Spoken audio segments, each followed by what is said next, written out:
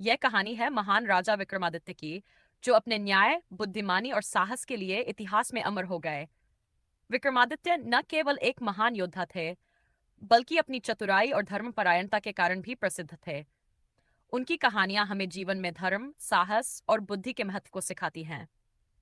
आइए सुनते हैं विक्रमादित्य और बेताल की एक अद्भुत कथा। दृश्य जंगल में विक्रमादित्य और बेताल।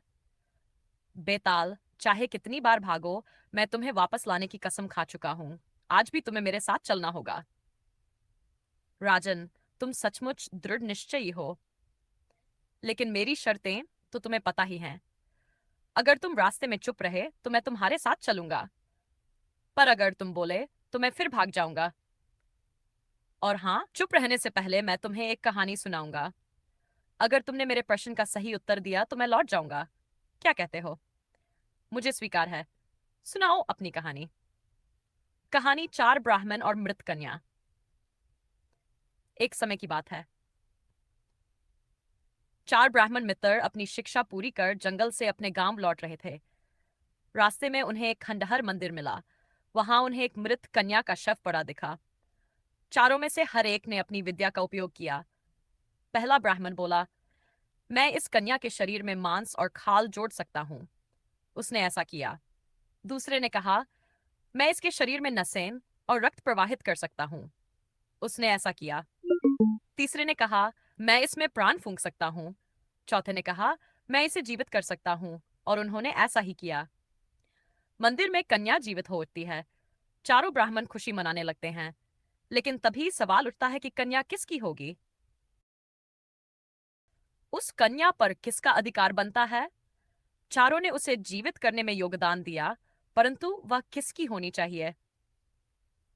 जिसने कन्या के शरीर में प्राण डाले, वही सबसे अधिक महत्वपूर्ण कार्य का भागीदार है, इसलिए वह कन्या उसी की होगी। सही कहा राजन, लेकिन तुम बोल पड़े। अब मैं वापस जा रहा हूं। बेताल फिर उड़कर पेड़ पर चला जाता है। विक्रमादित्य थकते नहीं और फिर उसे पकड़ने के लिए आगे बढ़ते हैं। दृश्य 3। न्यायप्रिय राजा विक्रमादित्य। विक्रमादित्य अपने दरबार में न्याय कर रहे हैं। महाराज, गांव में दो स्त्रियां एक ही बच्चे पर अपना अधिकार जताती हैं। दोनों का दावा है कि बच्चा उनका है। दो स्त्रियां बच्चे को लेकर दरबार में आती हैं। पहली स्त्री, महाराज, यह बच्चा मेरा है, इसे मैंने जन्म दिया है।